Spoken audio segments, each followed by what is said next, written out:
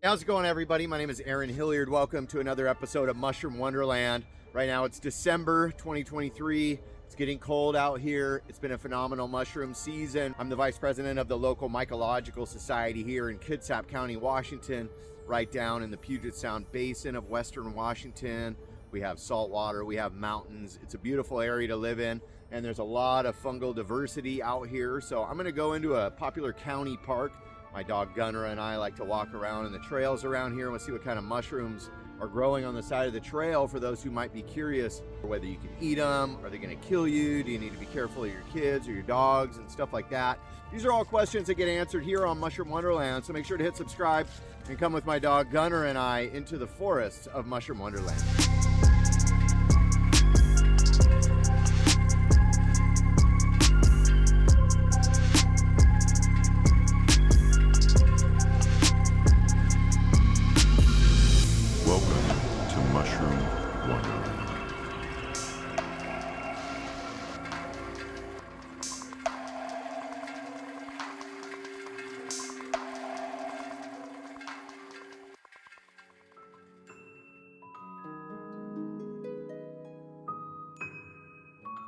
I'm gonna go out and just totally see what's on the side of the trail and kind of describe what it's doing here in the forest. I understand there's a lot of people out here don't know anything about mushrooms, so I hope to just spread some information and spark some kind of interest in you in the outdoors, in fungi.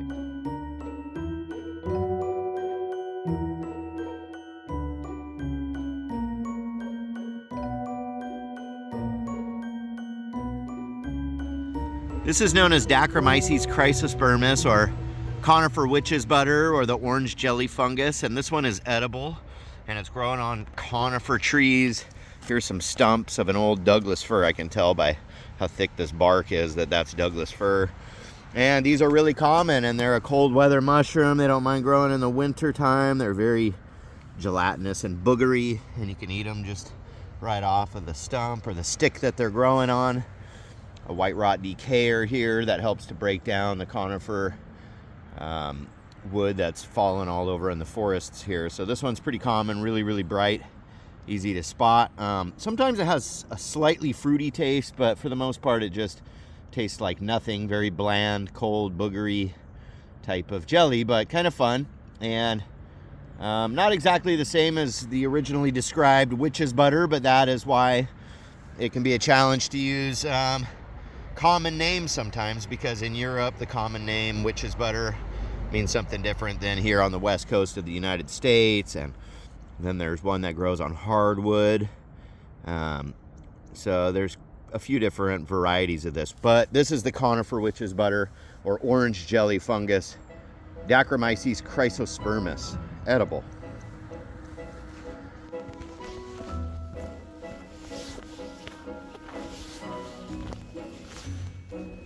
Oh, whoa, cool. I recognize the color of that cap. You see this, looks kind of just like a little brown mushroom, but it's actually got kind of a reddish tint, almost kind of metallic looking. This thing has a real unique look, but it's even cooler when I pick it and flip it over. Watch this. This one's known as Cortinaria smithii. Wow, look at how red those gills are under there. So these are a good dyer's mushroom for dyeing protein fabric. And looking at it from the top, you might not know that it is so cool looking underneath. Here's a bigger one that looks like somebody else picked and flipped over. These are great for dyeing protein fabric, wool and silk. And, you know, people are really looking for these bright red quartz.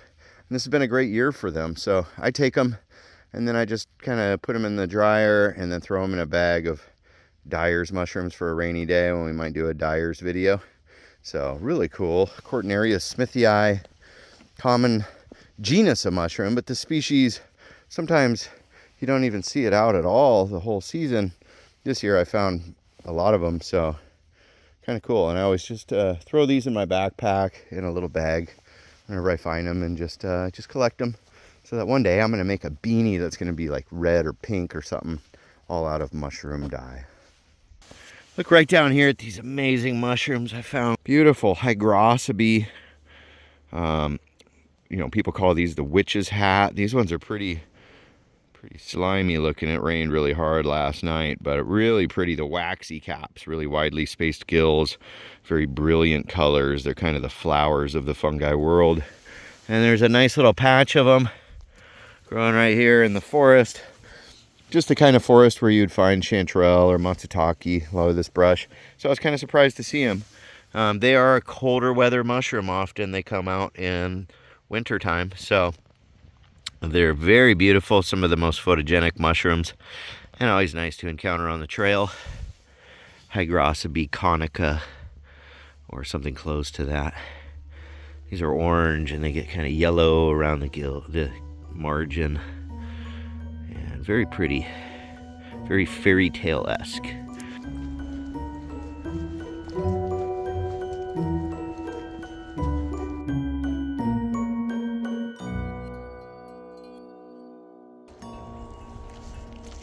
Wow, look right back in here. I see these big old mushrooms popping up out of the leaf duff. So let's pick one of these, have a look at it. Oh, they're old. These are very old. This one, Russa Breva peas, or the short-footed Russa. Big patch of them right here. These guys, another mycorrhizal mushroom. It's edible, but do you really want to eat something like that? Maybe when it was young and really fresh. But these can become lobster mushrooms when they get another parasite growing on them, which is a weird relationship I'm not really going to go into right now. But Russa Breva peas, a winter mushroom, fall and winter. But here's a younger one coming up. So they often grow in really big patches. Again, growing with the conifer trees. You can see these shrumps and right there. So here's a younger one.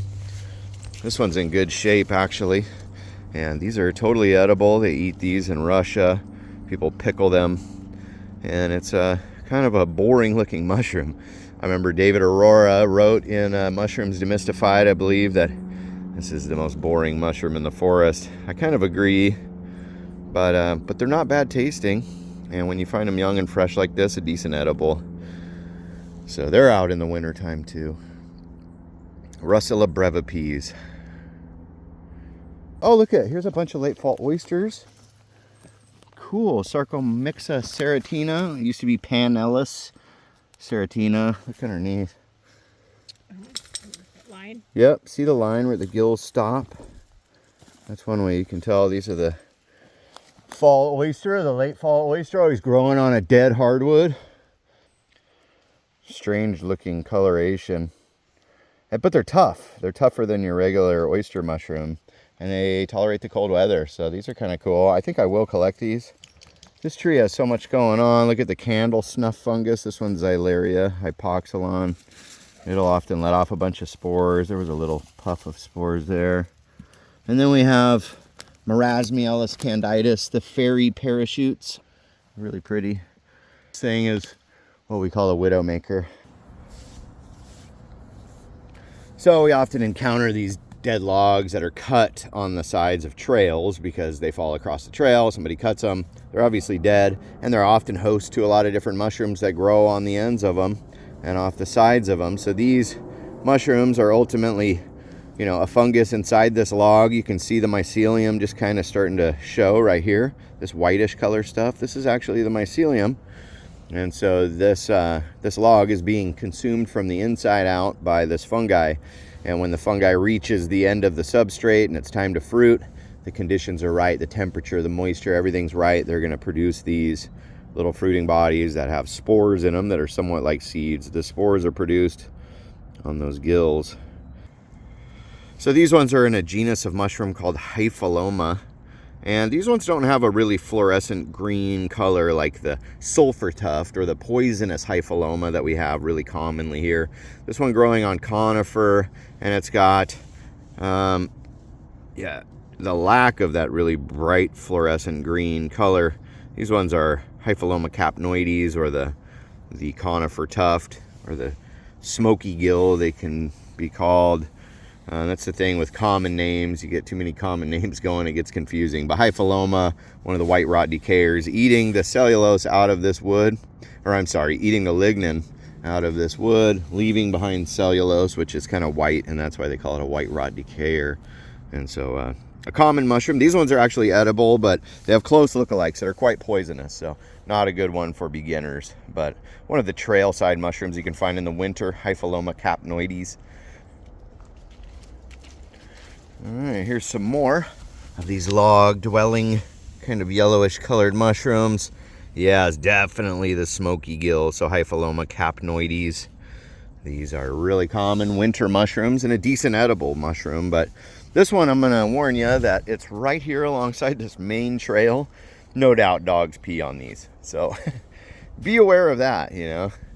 These really common trailside mushrooms. These ones are wet because Gunner literally just peed on them.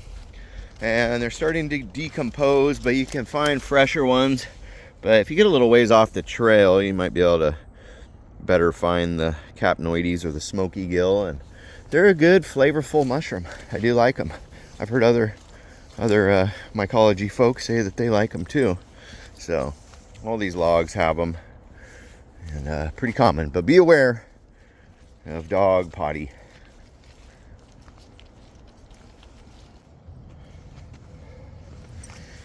Check that out. Happened upon this guy. Looks like the Mario mushroom, but this one's brown, kind of a brownish color rather than red with the white spots.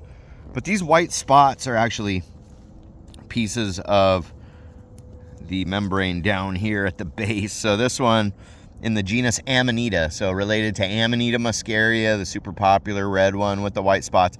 This one's brown with white spots. Amanita pantheranoides here in the west, known as the Panther Cap. And so these contain toxins, also some psychoactive compounds, a deliriant type psychoactivity associated with these mushrooms. Unpleasant for most people.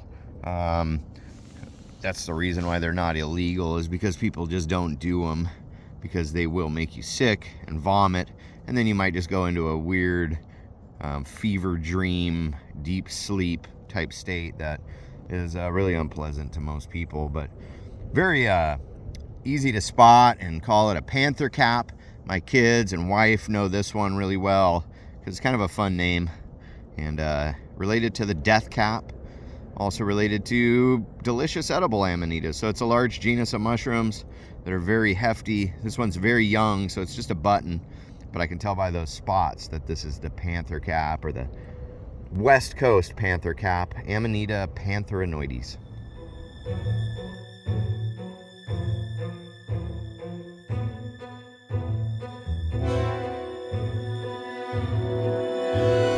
Oh, there's a big mess. Big rotting mushroom, and then as its spores fell, you could see that it is just growing mycelium all over. So fungi like this can be quite voracious. I believe this was another Russa Breva piece, so this is an old one of these guys, and it's actually growing its mycelium all around it. So it's diving back into the ground, and it's pretty wild looking mess here. So all these little strands or little hyphae of this fungus, and this stuff just runs all through the forest until it finds some tree roots that it's gonna get along with. But you see, it's got to navigate over everything. It goes under the sticks and over the sticks and around everything and over the bark, under the bark. It's just going everywhere. So 1 tablespoon of this soil will contain like 8 miles of mycelium if you put them end to end, because they're just single cell structures. So kind of a cool example of mycelium. Look at these growing in this meadow out here in the sunshine. These ones really widely spaced gills. These guys in the genus Laria, so Laria laccata. These are really common, super common this time of year. Totally edible, but they're not good tasting, man. I was kind of bummed out. I really thought that maybe they looked like they'd be good to eat, and we cooked some up, and they just had a funky flavor to them that I was not a fan of. So these are another mycorrhizal one that grows with the trees, just growing out of the moss. Really common on the side of the trails right now. Some of them are very purple looking underneath. These ones are more kind of, you know, a little lavender tint to them, and really widely spaced gills makes them really photogenic. I think they're really cool mushrooms. Some people call them the lack or the deceiver. And I've heard it said that if a mushroom has more than one common name, that makes it really special. I think that just means that these are really common, and they can withstand some cold temperatures. I've seen these with snow on them and frost, and they just keep on going. And some of these mushrooms, these Lacarias, will be months old and still standing, throwing spores out, just doing their job, man. These are some tough mushrooms, really, really tough stems. You wouldn't really want to eat the stems of these. But yeah, Lacaria laccata.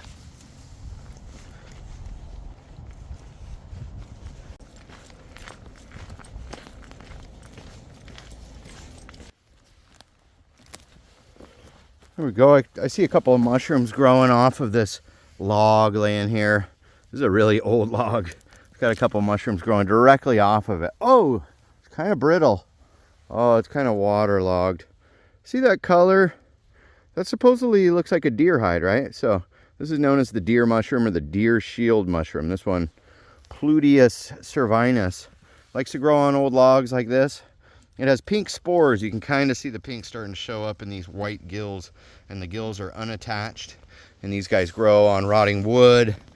You know, if it's got gills and the gills are white and it's growing off of wood and you know, it's got this tan color on top, good chance that it's a Pluteus. These are edible, although they taste like raw potatoes, which you would think, oh, that's good because when you cook them, then they'll taste like cooked potatoes. No, but when you cook them, they taste still like raw potatoes would smell or something, which is weird and bizarre, and I'm not a big fan.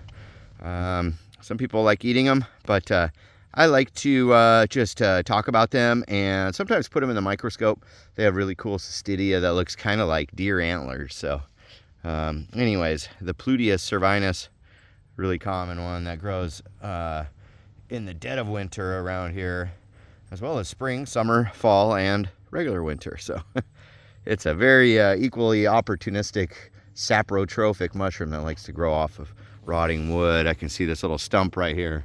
There's another one growing right there next to it. So Pluteus, pretty common, and we'll get you by in a pinch. You could definitely eat these.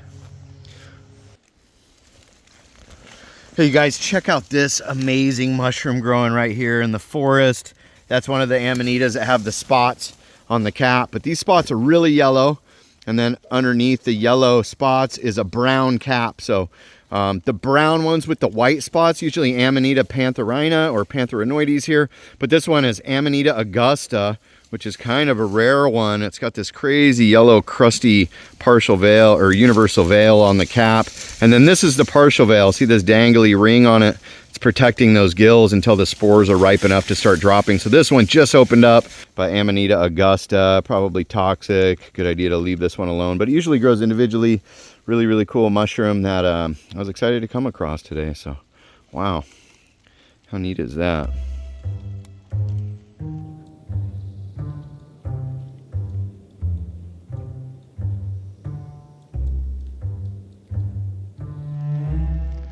This is a really pretty species of Cystoderma that I'm a little bit unfamiliar with, but look at the wrinkly cap, really strange texture.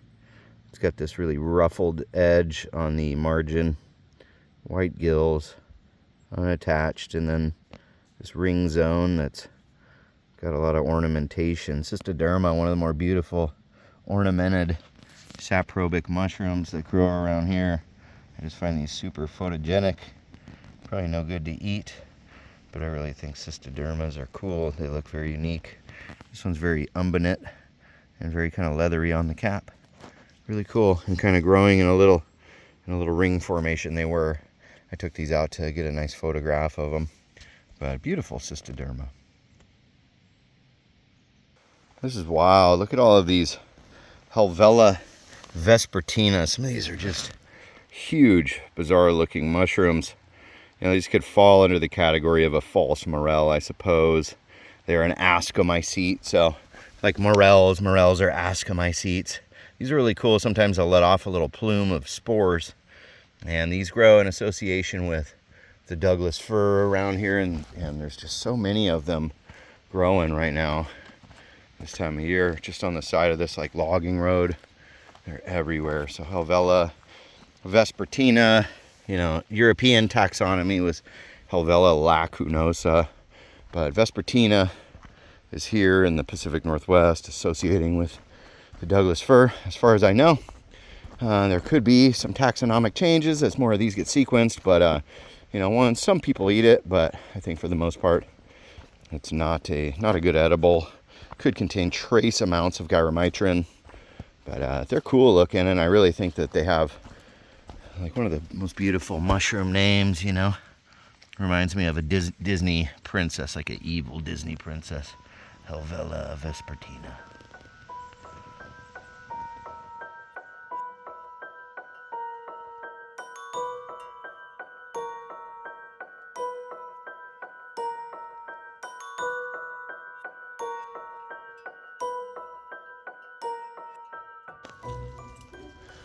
As I look right here alongside the trail, I see a bunch of little brown mushrooms, and there's some nice clusters of these.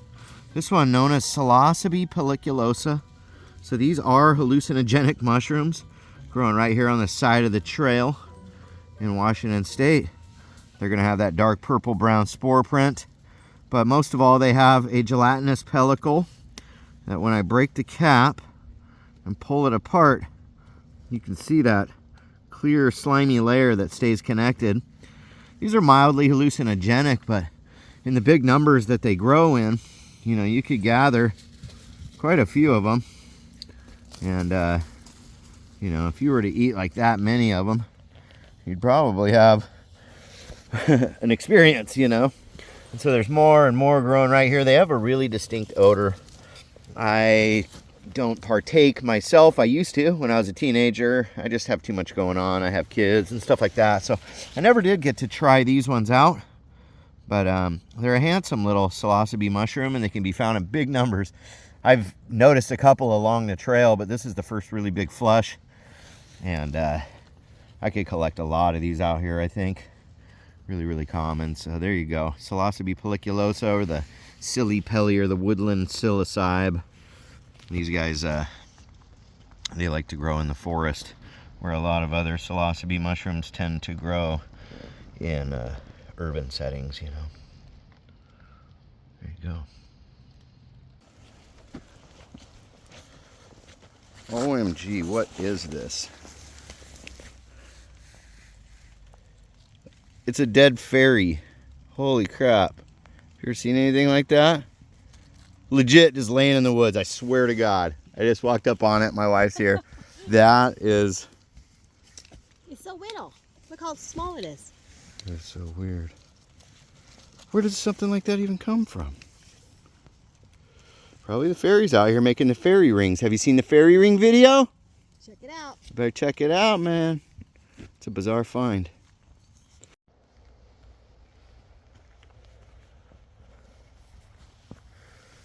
Check out this beauty growing right on the side of the trail. Perfect golden chanterelle in December 2023.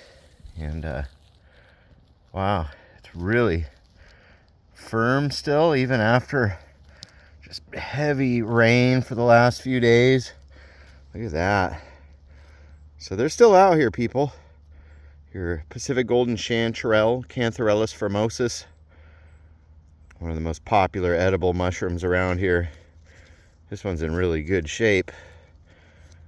So don't lose hope if you're into the chanterelles. Still growing out here in December of 2023. Check this out, you guys. These are the winter chanterelles, Craterellus tubiformis, sometimes called yellowfoot. Dang it, that one I broke off. Look at, we'll get the whole base. And they got these yellow feet. These are beautiful. Some of my favorite mushrooms to eat. And they usually grow in big numbers together. So when you find a few, slow down. And before you know it, you can pick a lot of these things in one little area. And they're great. These are in a different genus than your regular golden chanterelle. These ones are Craterellus, which I have a sensitive stomach to Cantharellus, but the Craterellus are just fine with me. So yeah, a lot of fun picking these. And it is the season for winter chanterelles. Love it. So finding some golden chanterelles, but a lot of winter chanterelles.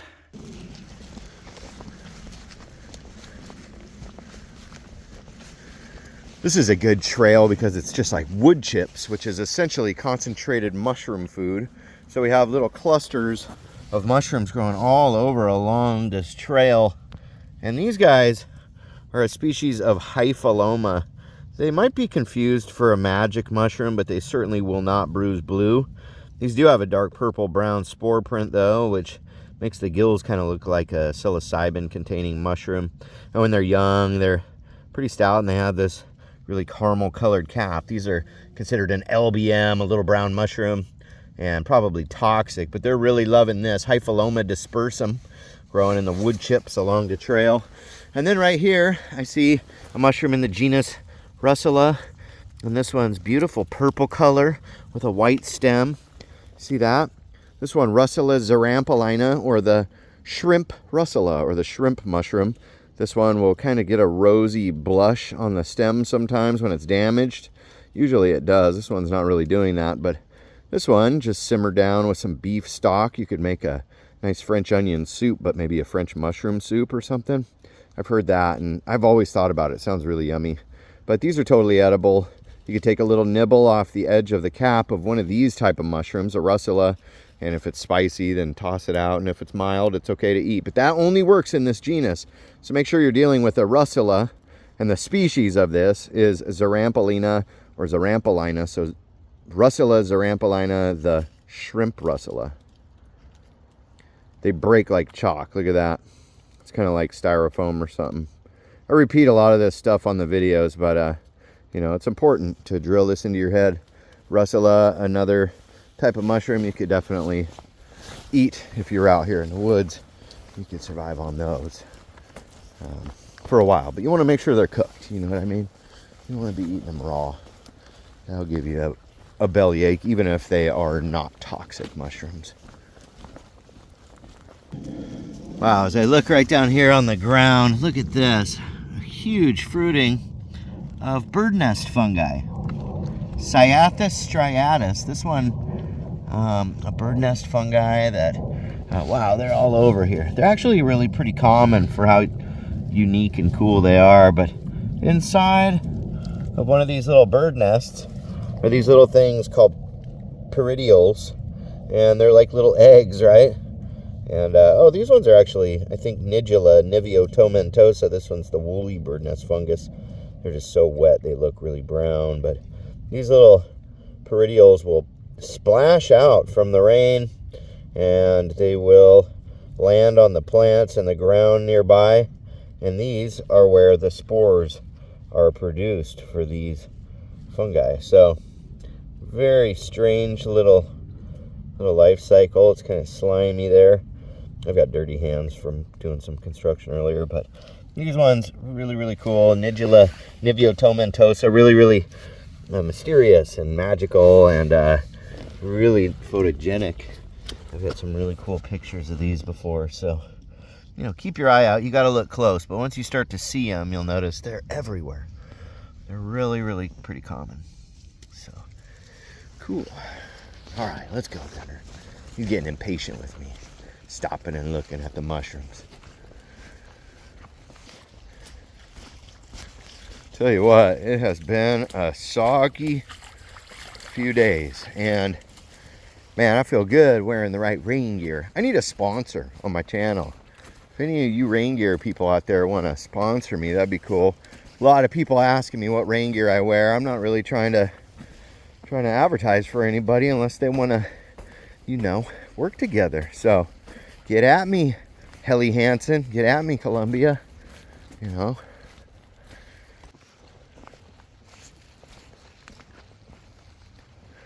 Some more Laria, adding a beautiful, magical little touch to the forest. What do we got here? Something growing right down here.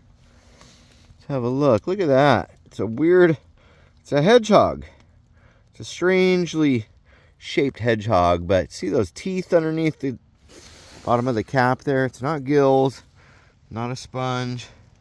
It has little tiny teeth, and this is a really good edible. I'm a huge fan of Hydenum, so this is in the genus Hydenum, probably Hydenum oregonensis, or this one's probably Hydenum umbilicatum. This is just a really weird morphology of a hedgehog. We have a couple of different hedgehogs, and they're this kind of creamy color, and where you find one, you'll often find more, but sometimes I find them just singularly, which is a bummer, because you get a few nice handfuls of these, and they're good eating, you know, but, you know, you want to get wet, you can get up into this brush as much as you want. I'm not seeing any right here, so I'm sort of sticking to the trail, but Hydenum or hedgehogs, if they have those little teeth underneath, they're good eating, and some of my favorites to eat, as a matter of fact. So, nice. They're out here, though.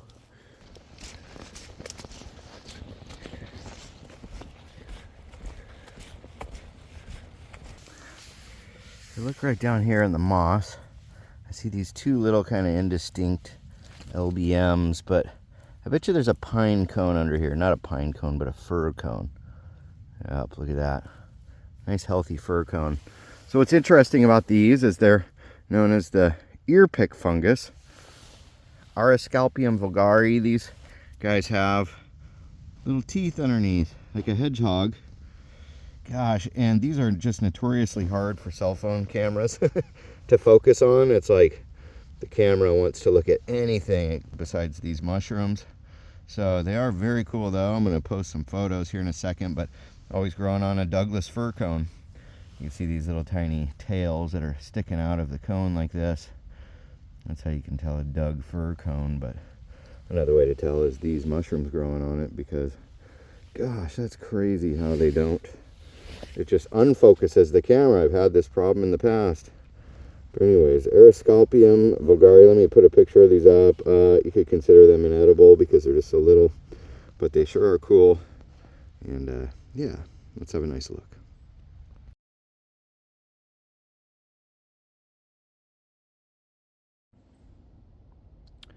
Here's a nice little patch of candy caps. A lot of fun to pick these. This is what they look like. It's kind of like a dried orange peel look. And when we pick one, it's kind of cream colored gills, and you can see this kind of skim milk like exudate, and they're in the genus Lactarius because they lactate like that. The easy way to pick them, just grab it by the stem and just give it a nice swift little snap sideways, and they'll snap off like that. And they've always got this orange peel kind of texture on the top of the cap, and they're dry. You don't smell these when they're wet, but when they're dried, they smell like really rich maple syrup. So you can find these in big numbers this time of year. They can be a lot of fun to pick. I've been picking them till my back is sore. There's a huge difference, though, if you air dry them versus put them in a dehydrator. Put them in a dehydrator, they don't have the maple syrup smell, but when I air dry them, they can be really fragrant and pungent. So there you go, Lactarius rubitus, or the candy cap mushroom. It's a nice patch. Lactarius rubitus, or the candy cap. As I look down over here, there's just a ton more hiding all over in the moss here. So, dang, you guys, check this out, growing right on the side of this house. Beautiful Psilocybe cyanescens. These are large and in charge. Look at that. So these will get a blue bruising. You can kind of see it right there on the stem, and very wavy caps. Look at that. This guy is huge. So they're out right now in December in Washington State. Psilocybe cyanescens, or known as the wavy cap. It's a nice little grouping of them of all different sizes and shapes. So cool, unexpected, you know. Just keep your eyes down. Look for them brown mushrooms that are just popping up randomly, and you might find yourself some fungal magic. You know what I mean? Cool. Really dark purple-brown spore print. And you can see all the bluing on the edge of these caps. Look at how undulated this one is. Super wavy cap. Really nice example of cyanescence. This is why they call them wavy caps. Hey you guys, thanks for coming along on that video. Really cool update video. It was pretty minimal production. If you can jump over to mushroom-wonderland.com, get some merch. If you want to support what me and Gunnar do here, you can go in the description and find the link to Patreon or become a member there, or just throw some money in the PayPal for a coffee for me and Gunnar to stay warm while we're making your favorite videos. So thanks again for joining us on Mushroom Wonderland. We'll see y'all soon. Much love.